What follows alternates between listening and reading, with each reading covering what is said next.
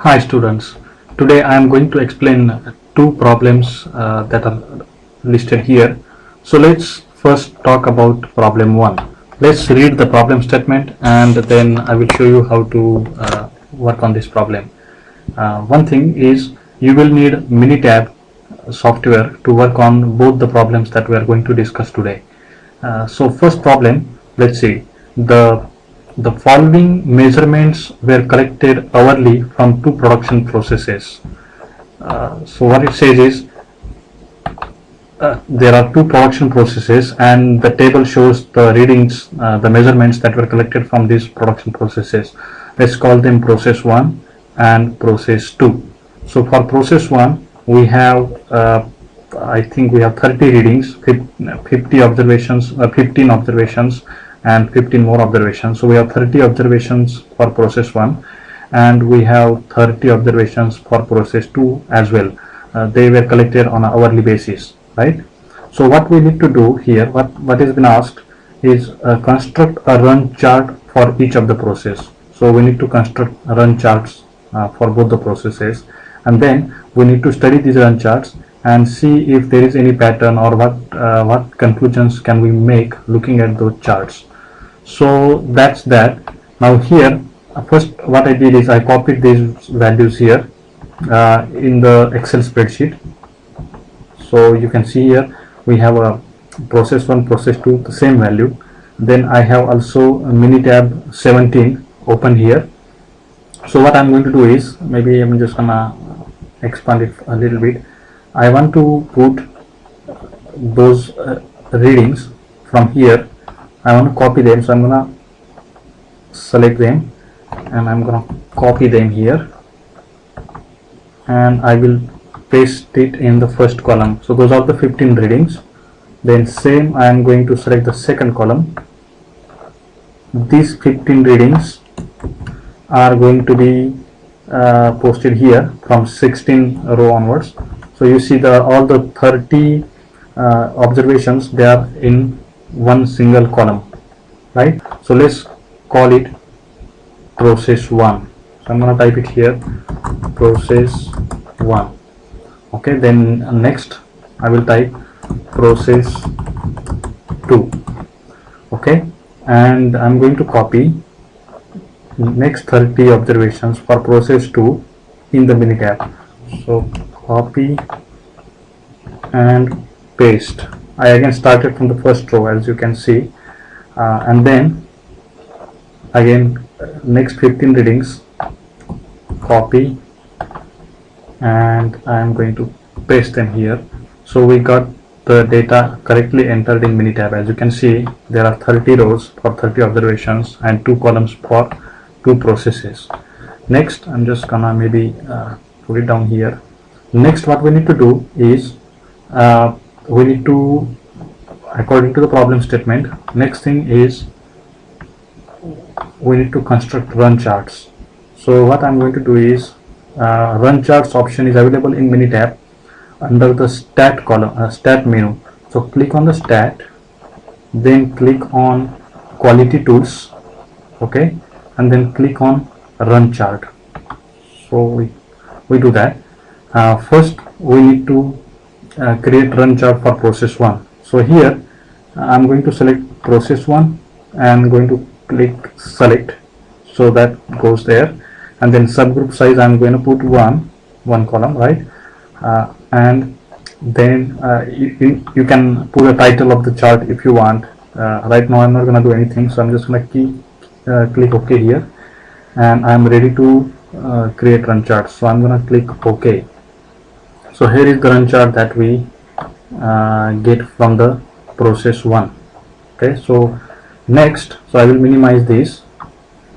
Next I will again click on stat, click on quality tools and click on run chart. Clean these boxes here. This time I'm going to select process 2 because I need a run chart for process 2. So I'm going to click on that, click not here, it should be in this text box here. So process 2, select, and here subgroup size is again 1, and we can click OK, and here is the run chart for process 2, as you can see. Now what I want to do is I want to copy this chart. I'm gonna say copy graph, right, and I can post it here.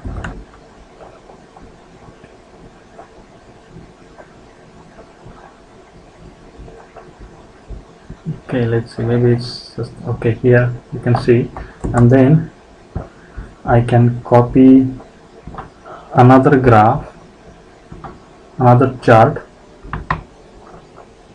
copy graph and paste it here. Okay, so we got the run charts. So part A is already answered. Now for part B, what can you conclude from the pattern of points on these two charts? So let's take a look at these two charts to see what we can say about them. So what do you see? First thing you will notice that process 1, it has less variation. You will see the variation is ranging from 50 to 150 as compared to process 2. Process 2 is from 50 to 250. So we can say, you can write it here. I'm not gonna write, but I'm gonna explain it. So first observation is process 1 is less variable as compared to process 2.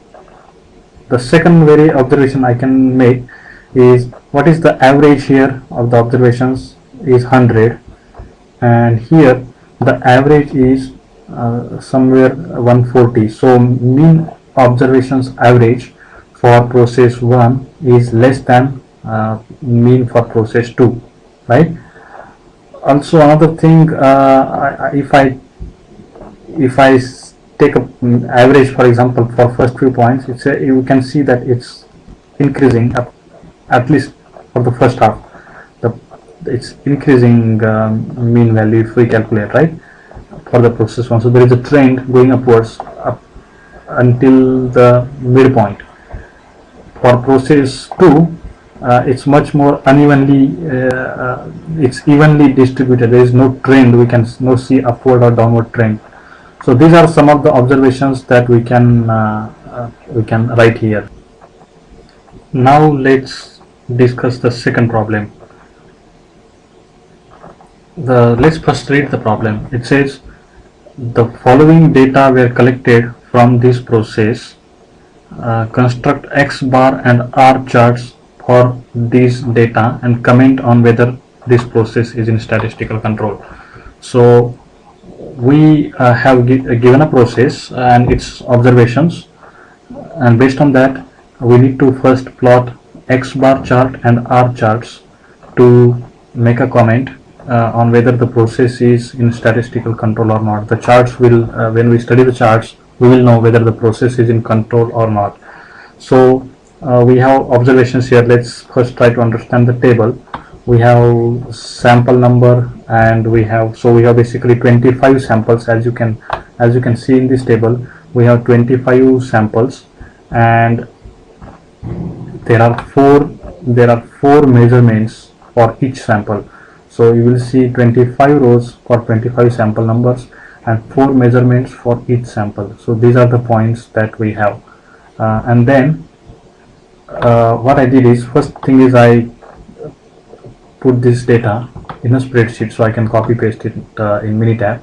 So again, you can see here we have 25 samples and 4 measurements, right? So let's copy all these values, these measurements. I'm going to copy all of them here. Okay, I'm going to copy them and I'm going to put them in Minitab, starting from the first column, first row. So I pasted them. You will see sample number here 1 to 25, and here I can put a measurement number 1, 2, 3 and 4. Okay, so the data is correctly entered. We should see 25 rows of the data. Just gonna check it here. We have 25 rows of data. Now I'm just gonna make it more up here. Okay, So we are ready to perform the test. So we are ready to plot the X bar and R chart. So what I'm going to do is again click on the stat menu. There you will see option for control charts. Control charts. So you select that and then variables chart for subgroups. Okay, when we select that, you get the option for X bar and R chart. So we click on that option. We need to select some things here before we can plot the graphs. It's a first thing, it says all observations for a chart are in one column. That's not true. We have 4 columns. So we are going to say observations for a subgroup are in one row of columns. So I select that. Then I click in this text box. When I click in this box, I get these column numbers to select, right? You need to click here, remember, otherwise you won't see the column number. So when you click there, then you can select each column and then click on select. So column 1, column 2, column 3 and column 4. Okay, so we did that selection. Now let's see, there are lots of options that we can choose from. So scale, I don't think I will do anything here, but you can, if you want to do some things, you can do some axes, sticks, grid lines and so on and so forth, but let's not do anything right now. Okay, then labels. If you want to give a chart title, then maybe subtitle, so on and so forth, you can do that as well. Then what I want to select actually, because we not only want to plot the X bar and R chart, but we also want to study the charts and be able to tell whether the process is in control or not. So actually Minitab studies the charts for us and gives us the conclusion, so we don't have to worry about that. I'm going to click on X bar R options here, and I'm going to click on tests. We will conduct some tests on this, and you can see there are multiple tests, and you will read about these tests in the book, what they mean. But right now I'm going to just select some of the tests. So I'm going to select this test here, k points in a row on the same side of the center line. And as I said, you can read more about these tests to study the charts in the book. Okay, so I'm going to select these first 4 tests here, and then I'm not gonna select these 2. You can select all of them if you wish, but I think most of the time these are kind of a common test here. So last 2. So okay, so I got all the tests and I'm going to click OK. So we are ready to plot the charts and make conclusions. Okay, so all we have to do is click OK, and we get the chart here. You can see, just maybe I will expand it. So on top here is X bar chart. You can see the X mean, X double bar, and upper control limit and lower control limit, and you can see the chart, right? Then you can see the range R chart, again mean and upper control limit and lower control limit we have. Apparently it looks like none of the points are above the upper control limit or below the lower control limit, so it looks like the process is in control, right? They are pretty close to the mean, but the test will also look at some patterns or things like that. So right now, looking at the chart, suppose the test that we conducted, one or two or many of the tests are failed. So how will we know whether the tests are failed or not? If one of the tests is failed, you will see some red points here. The points will be red where the tests have been violated. So there are no red points on both the charts. That means the charts have passed all the designed tests. So we can say, because of that, we can say that the process is in control. If you see red points here, some red points, that means some of the tests are violated, and this Minitab, it will also give you a report here. It will give you the details about which tests were failed and so on and so forth. So right now this looks simple. Process is under control. So I'm going to copy this chart, copy graph, and I am going to paste it in my answer sheet here.